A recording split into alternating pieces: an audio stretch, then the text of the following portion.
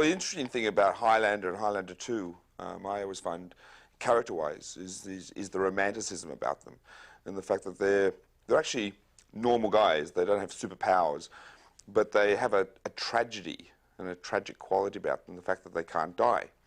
And I think a lot of times people would think that that's a great attribute, but to them it's actually a great burden, and causes a great dilemma in their character. And that's what I think attracts me and a lot of people to the stories.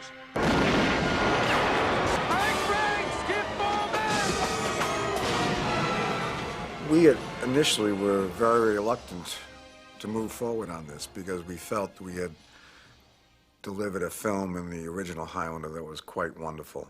Between the producers and the director and myself, we didn't want to do a sequel just to do a sequel because the first one made money.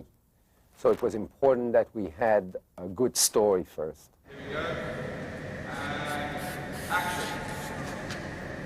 You and I have a grave responsibility. It's called power. So we constructed a fairly elaborate story that took place in the future that dealt with an issue that we felt was important, which was the depletion of the ozone layer and the subsequent, as we saw it, the subsequent destruction of the planet from ultraviolet radiation. Remember the day? Good evening. Only a few months now until the ozone layer is completely gone. A team of international scientists led by Dr. Alan Neyman and supervised by Connor McLeod work around the clock. This may be the last chance for planet Earth. And we got Connor McLeod involved in that problem and in its solution. And when the movie starts now, we see how the solution has corrupted and damaged the life of everybody on the planet. Hey, Grandpa, you got some change for the oxygen machine? It's a sequel because the characters do pick up 25 years later from when the first movie ended, and we had to resolve those issues.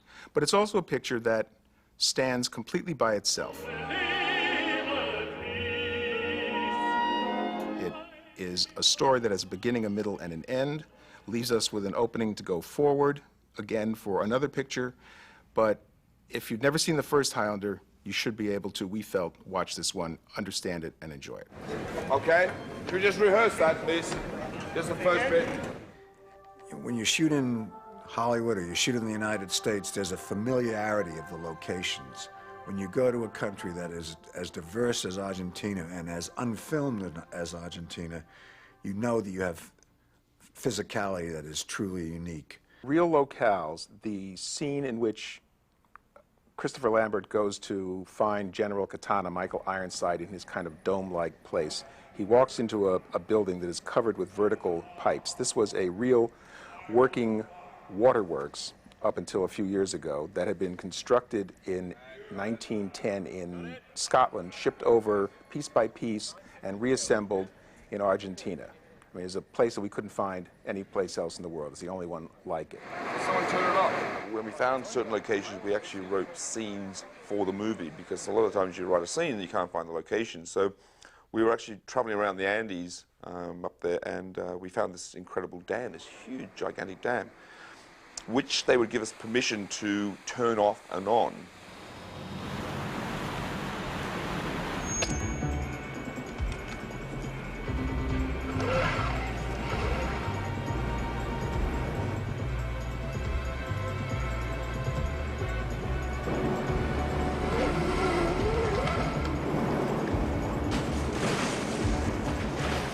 We decided, because of practicalities of the action sequences, that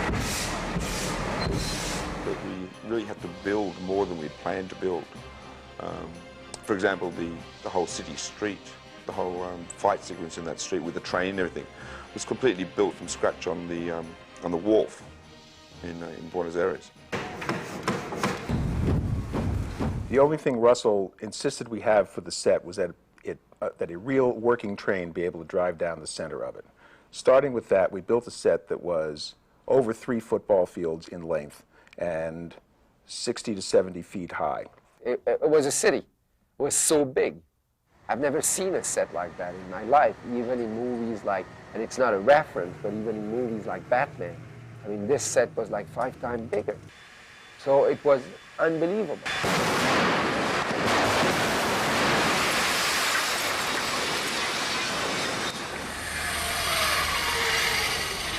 I think that's quite good, don't you?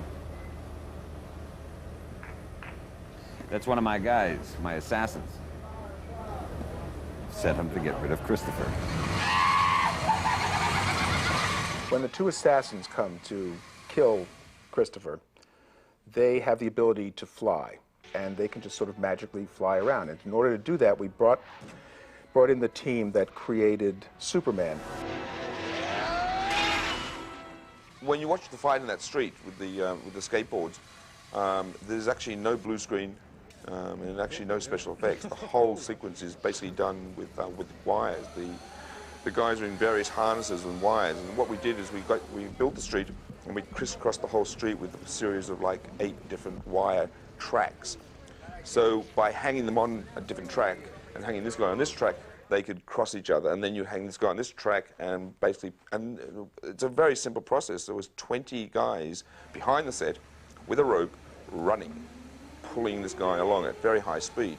And there was one sequence where the rope and the pulley got pulled and got caught and snagged, and Christoph's been tugged.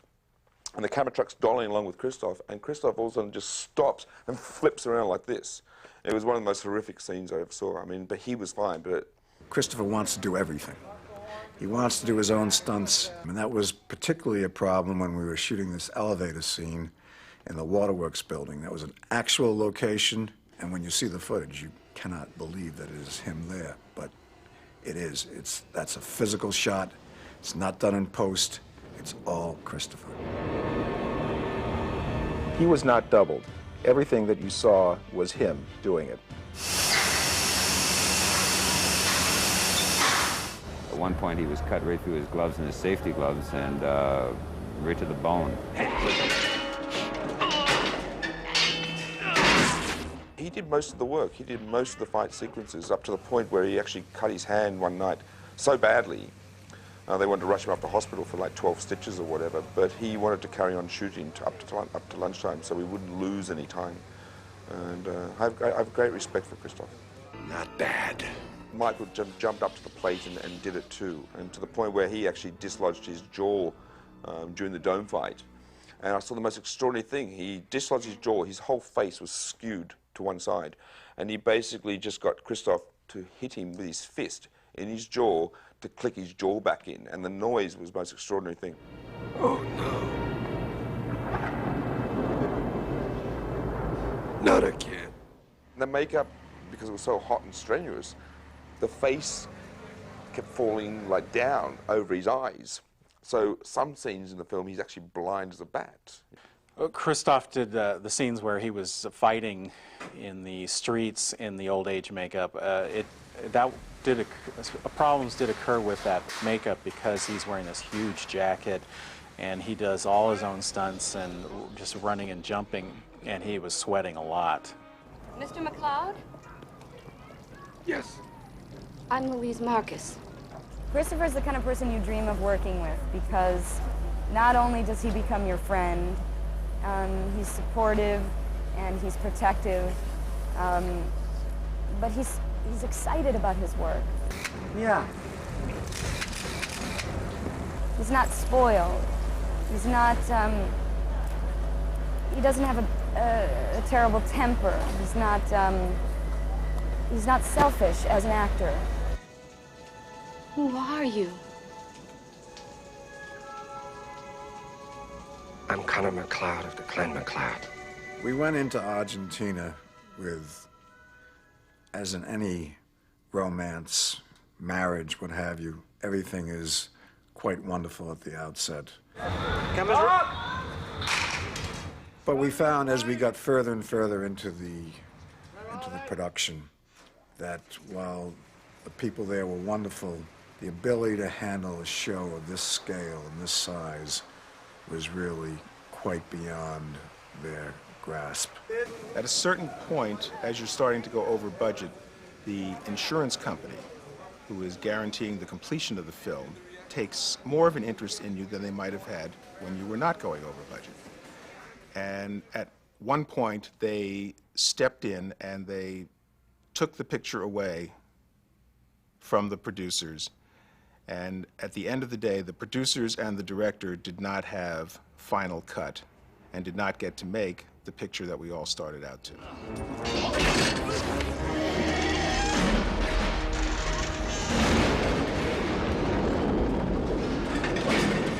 The end result was that you had a film from a storytelling point of view that was totally inconsistent with the original vision of the director, that it made absolutely no sense, and was for the Highlander fans, and they looked at this original version, they threw up their hands. They were ready to lynch Bill and Peter, and we shared their disillusionment.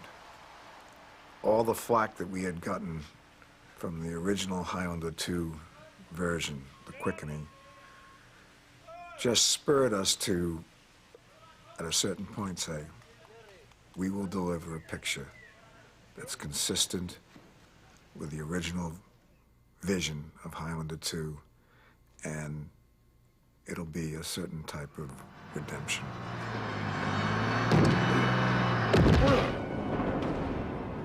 Outstanding! This version, the Renegade version, really gave myself and the producers an opportunity to, I guess, more closely realize the vision of what the film was meant to be. It's been remastered, remixed, recolorized, new scenes have been added, and I just think this film gels a lot better, and it's just closer to the original vision. There can be only one. What you will find in Highlander II, the Renegade version, is 16 minutes of added footage that totally rounds the story. The punishment for rebellion is death. Judge them guilty, and I'll execute them here. There were things we had to change. We had to change in, for example, the scene where the judges are sentencing Ramirez and Connor for their crimes. In the Quickening version of the film, when they had come from another planet, they were being banished from a planet to another planet. What we did is, in order to integrate Highlander II into the Highlander legend, they are now come from Earth in the past. And the technology that existed in the past enabled them to go forward in time on Earth. So the dialogue for the judges was completely rewritten in the scene, as was a section of the scene in the judges' chambers where General Katana and the judges can see in the future on a holograph kind of TV screen that was created especially for this version of the film. I guess if you want something done, you have to do it yourself. The lovemaking scene, or what I call the bang against the wall, is a scene that really wasn't in the first version.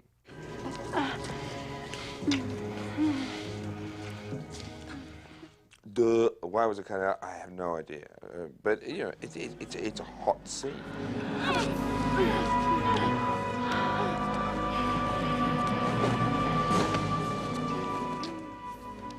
In the first version, it's very unclear because about his relationship with his wife, because basically the camera just pans down her name very quickly. You have no idea who is at the, whose grave it is he's at in the cemetery. And it's a big mistake, and so we corrected that in the second version. We also felt that by not making the personal connection with his wife, which is the reason that he got involved in building the shield in the first place, was that her dying wish was that he protect the planet and save all these people from the horrible death that she was having. Hold my hand. Promise me, Connor. Anything. Promise me you'll do something to stop this. So that scene never existed before. We took the scene where she's dying, she makes him promise to fix things, and we have what we think of as the Gone with the Wind shot as we pull back. And we pull back and we reveal 560 beds, I think we had in the scene, that there are a lot of people sick and dying, and that something needs to be done about this. There is a scene where where Christoph and Virginia are headed for a specific location to go through the shield and see whether or not the ozone layer is repaired or not. This was, we refer to this as the mountain chase. The mountain chase was partially shot in Argentina, and we were supposed to finish shooting it in California, but that never happened. This time, we went out and shot the last part of the chase and the very end of the chase, so it now was a scene that we could use, and it's a very dramatic and exciting scene that never existed in any version of Highlander II. Whatever happens, don't stop. What?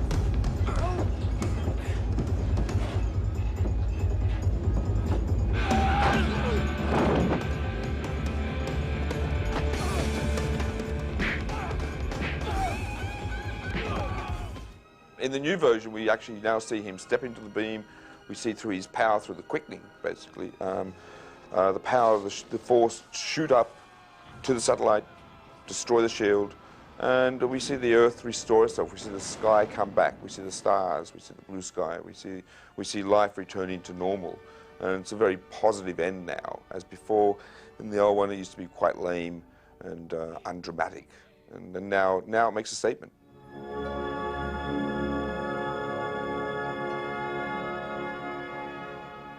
In Hollywood, you almost never get a chance to fix something that went wrong.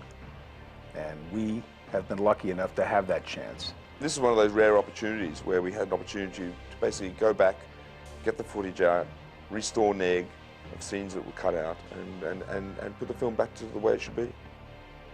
So, Russell, long time, a lot of work. How does it feel? Really good.